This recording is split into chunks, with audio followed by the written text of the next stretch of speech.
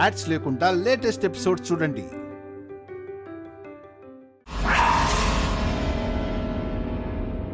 ఇది కూడా పచ్చి నాటకం అత్తయ్య.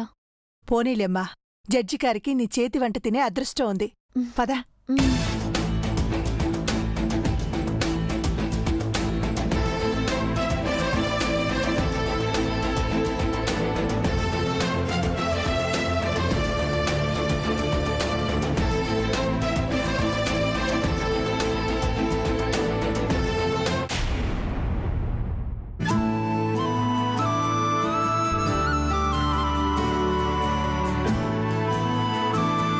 ప్రసాద్, అంతా బాగుంది గాని మీరు కూడా మాతో పాటు భోంచేస్తే బాగుండేది.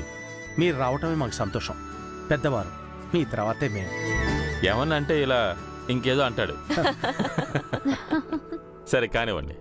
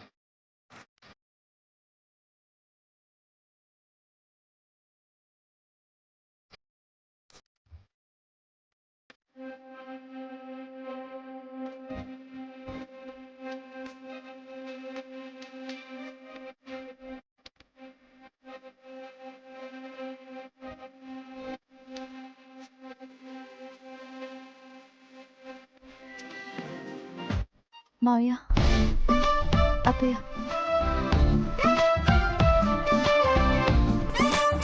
ప్రసాద్, మొత్తానికి మీ కోడల చేత మంచి భోజనం పెట్టించవయ్యా.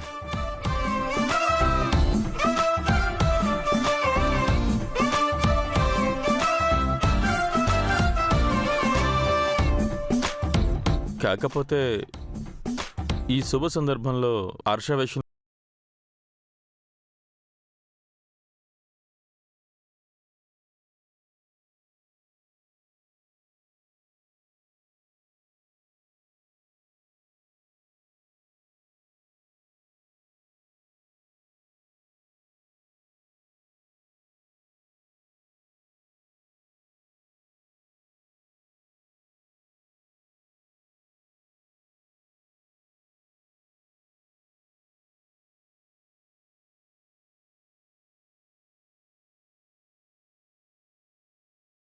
మిమ్మల్ని బెదిరించినట్టు, హర్షపై దాడి చేయించినట్టు మీ దగ్గర సాక్ష్యాలు ఏమైనా ఉన్నాయా?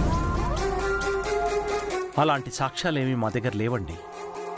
ఉంటే మాత్రం వాడి మీద కేసు పెట్టడం ఎందుకు ప్రసాద్? ఇప్పుడు జరిగింది చాలదా?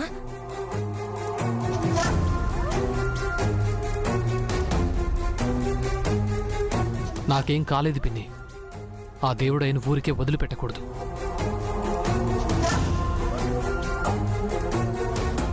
వదలక వాడేం చేస్తావు బాబు? వాడు దుర్మార్గుడు, బలవంతుడు. మన భయమే వాడి ధైర్యం బాబాయ్. మనం ఎదురు తిరిగితే వాడు భయపడతాడు. కరెక్ట్గా చెప్పావు దివ్య. మనం వాడికి భయపడటం కాదు, మనమే వాడిని భయపెట్టాలి. అవసరమా ప్రసాద్? ఈరోజు హర్షాకు జరిగింది, రేపు దీపుకు జరగచ్చు.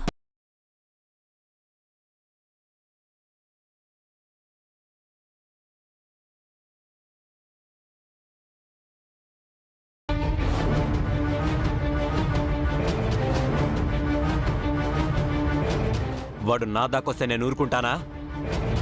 అన్నయ్య మీద చేసిన దానికి రివెంజ్ తీర్చుకుంటాను.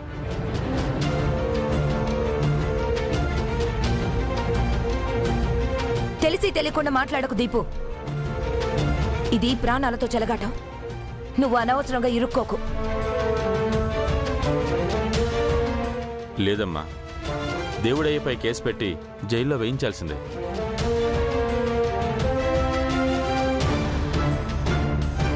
మీ వైపు న్యాయం ఉంది. దేవుడయ్యకు శిక్ష పడాలి.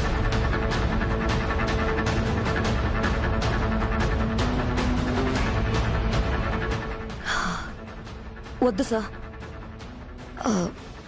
నాకు తెలిసి దేవుడయ్య ఇక మా జోలికి రాడు. ఇంతటితో మమ్మల్ని వదిలేస్తాడు అనుకుంటున్నాం. అవును సార్, హర్షబాబుపై అటాక్ చేసిన తర్వాత దేవుడయ్య అతని కొడుకు మళ్ళీ మాకు కనిపించలేదు. వాడు సైలెంట్ అయిపోయారు. అనవసరంగా కేసు పెట్టి మళ్ళీ రెచ్చగొట్టడం ఎందుకు? వాళ్ళు సైలెంట్ గా ఉండరు బాబాయ్. మళ్ళీ మళ్ళీ మన మీదికి వస్తారు. వాళ్ళ మీద కేసు పెట్టడం ఒక్కటే దారి మనకి. అవును, ఎలాంటి ఎవిడెన్స్ లేకుండా వాళ్ళ మీద కేసు ఎలా పెడతాం? ఎవిడెన్స్ ఉంది నాన్న.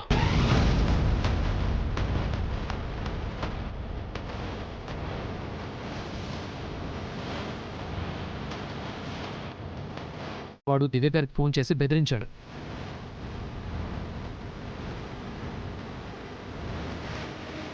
అవును సార్, వాడి వాయిస్ దివ్యమ్మ ఫోన్లో రికార్డ్ అయి ఉంది. ఆ సాక్ష్యం సరిపోతుంది కదండి?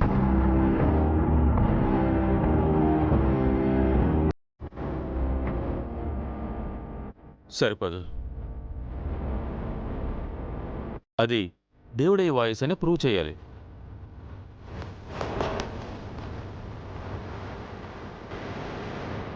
ఆ రికార్డ్ని కోర్టు నుంచి ల్యాబ్కి పంపించి రిపోర్ట్ తీసుకురావాలి. నేను తీసుకొస్తాను సార్. దివ్య, ఒక్క నిమిషం. ప్రసాద్, నేను దివ్యతో ఒకసారి మాట్లాడాలి.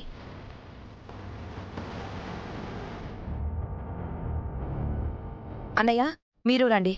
అలాగే చెల్లెమ్మ.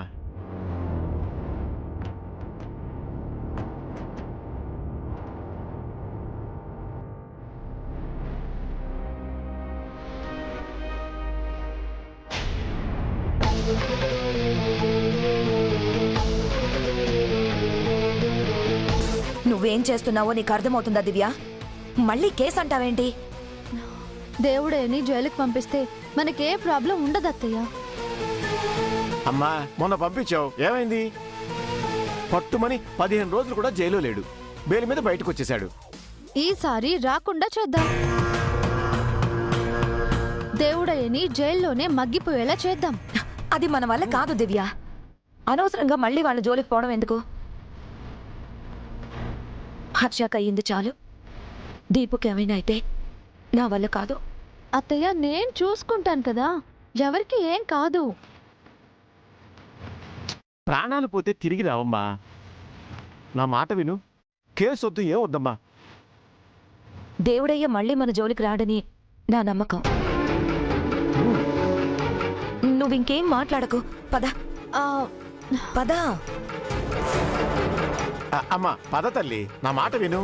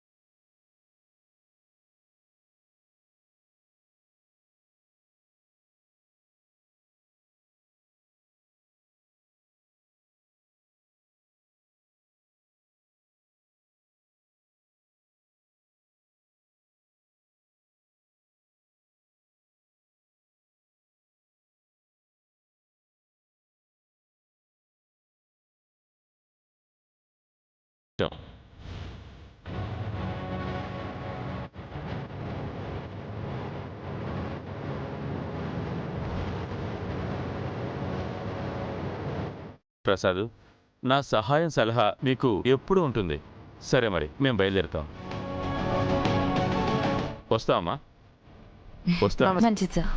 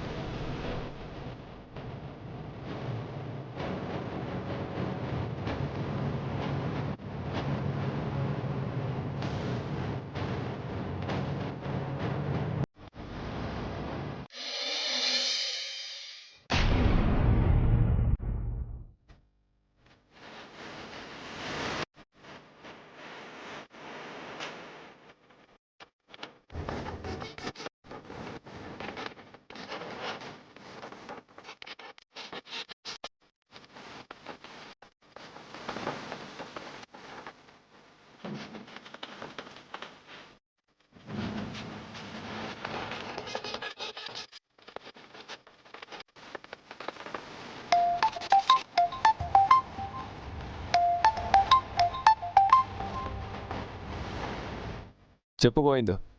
మీరు చెప్పిన ఇంటికి వచ్చానయ్యా. లోపలికెళ్ళి పని పూర్తి చేసుకురా. ఎవ్వరికంట పడకు, ఎవ్వరికి దొరక్కో.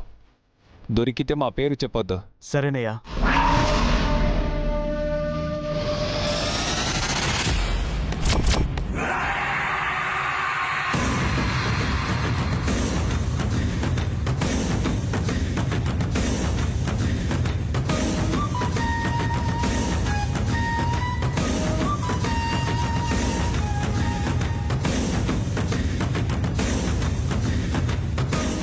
ఏయ్ దివ్య, మీ ఇంట్లో ఈరోజు శాల్తీలు ఇవ్వడం పక్కా.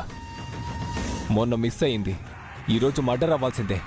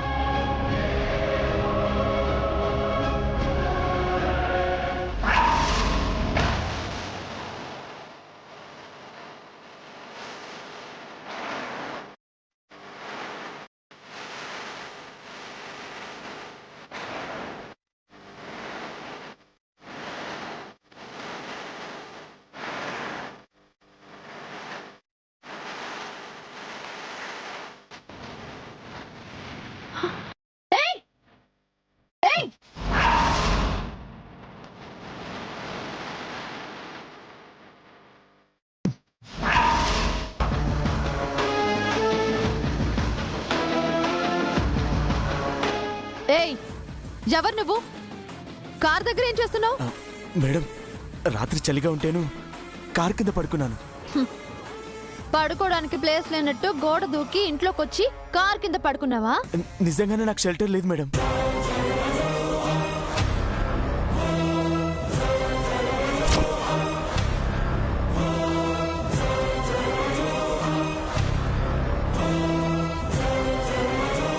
మర్యాదగా నిజం చెప్పరా?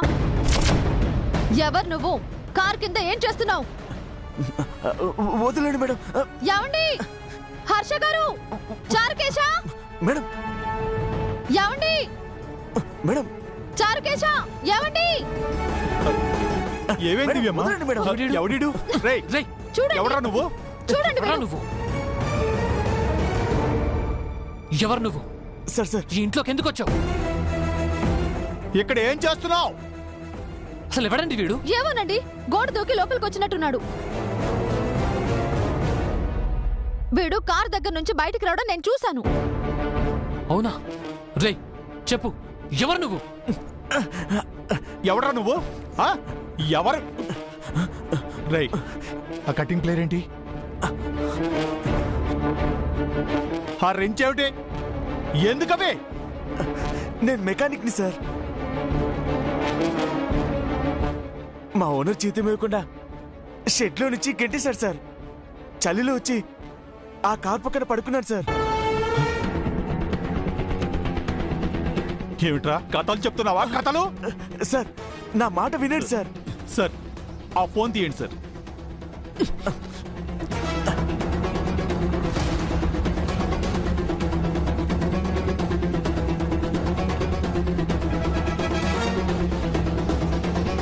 పాస్వర్డ్ చెప్పరా, పాస్వర్డ్ చెప్పు చెప్పు. చెప్పు. రేయ్, రేయ్. రేయ్, ఆగు. రేయ్.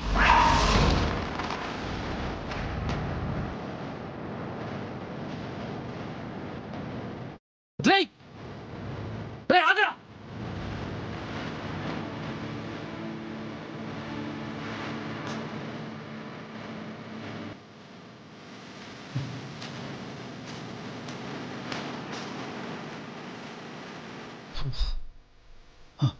పంక్చర్ కేసా.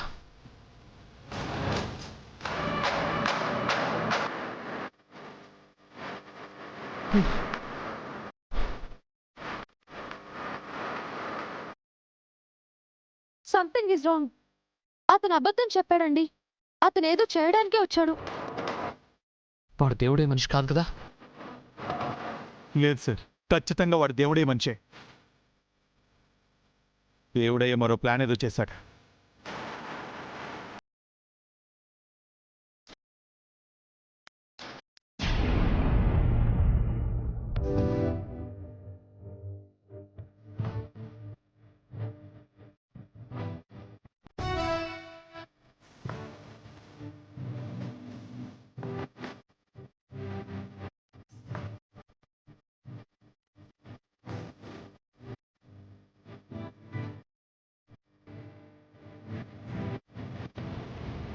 ఆల్ ది బెస్ట్ అండి.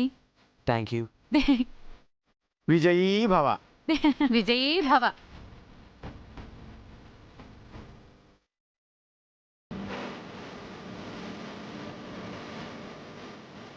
ఏంటి దీపు, కుమారి ఏమో బొట్టు పెట్టి హారతిచ్చి ఆల్ ది బెస్ట్ చెప్పింది, మీరేమో అక్షింతలేసి ఆశీర్వదిస్తున్నారేంటి? అంకుల్ నాకు అద్భుతమైన ప్లాన్ చెప్పాడు మామ్. అది సక్సెస్ కావాలని బ్లెస్సింగ్స్ ఇస్తున్నారు. ప్లానా? దేనికోసం? మన బట్టల షాప్కి సేల్స్ పెరగడం కోసం అత్తయ్య. ఏం ప్లాన్ వేశారు? చాలా గొప్ప ప్లాన్ వేశాం వదిన గారు. ఈ రోజు జనం మన షాపుకి తండోపతండాలుగా వచ్చి ఎగబడి మరీ చీరలు కొనుక్కెళ్తారు. అంత గొప్ప ప్లాన్ ఏంటి? 1+3 ఆఫర్ చెల్లెమ్మా. ఒక చీర కొంటే 3 చీరలు ఫ్రీ అని అల్లుడు గారి చేత అనౌన్స్ చేయిస్తున్నాను. దెబ్బకి షాపు నిల్లు, గల్లా పెట్ట ఫుల్లు. ఏడ్చినట్టుంది. ఒక చీర కొంటే 3 చీరలు ఫ్రీ ఇస్తే షాపే కాదు, గల్లా పెట్టి కూడా ఖాళీ అవుతుంది.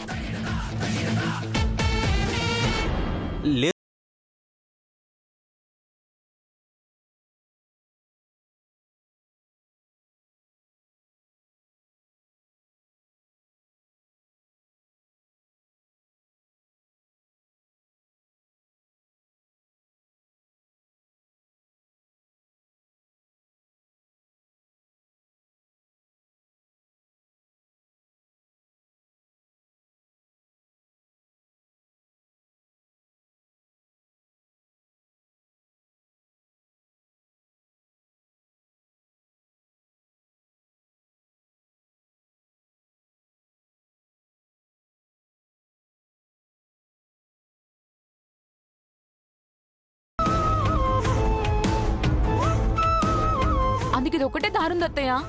స్టాక్ అంతా మొత్తం అమ్మేసి షాప్ అప్పు తీర్చేసి మావయ్య గారు ఇచ్చిన డబ్బుల్ని డబుల్ చేశామంటే మావయ్య గారు మరో ₹1 కోటి ఇస్తారు కదా అత్తయ్య. ప్లాన్ బాగానే ఉంది, కానీ దివ్య మీకంటే ముందుంది కదా. ఆల్రెడీ వాళ్ళు ప్రాఫిట్ లో ఉన్నారు. మనకి లాభాలు తెప్పించుకోవడం కష్టమేమో కానీ అవతల వాళ్ళకి లాస్ తెప్పించడం ఎంతసేపు చెల్లెమ్మా? దివ్యని ఎలా నష్టపరుస్తారా అన్నయ్య గారు? తన దగ్గర అమ్ముకోవడానికి చాలా స్టాక్ ఉంది కదా. లాభాల్లో అమ్మే తెలివితేటలు దివ్య దగ్గర బోలెడున్నాయి. అమ్మా, స్టాక్ ఉంటేనే కదా చెల్లెమ్మా దివ్య అమ్మడానికి. ఒక గది నిండా చీరలున్నాయి అన్నయ్య. వాటిని అమ్మాలంటే అవి బాగుండాలి కదా చెల్లెమ్మా. అంటే వాటిని పాడు చేస్తారా? దివ్యకి డౌట్ వస్తాయి. అమ్మా, చీరలకు నిప్పు పెట్టినా లేదా రంగు జల్లినా డౌట్ వస్తుంది. అలా కాకుండా మన చేతికి మట్టి అంటకుండా పాడు చేస్తాను. అదెలా అన్నయ్య గారు? చెప్పను, చేసి చూపిస్తాను. వెంటనే ఈ విషయం అందరికీ చెప్పాలి. పదండి, అందరినీ అలర్ట్ చేయాలి. పదండి. మీరు షాప్కి బయలుదేరండి అల్లుడు గారు.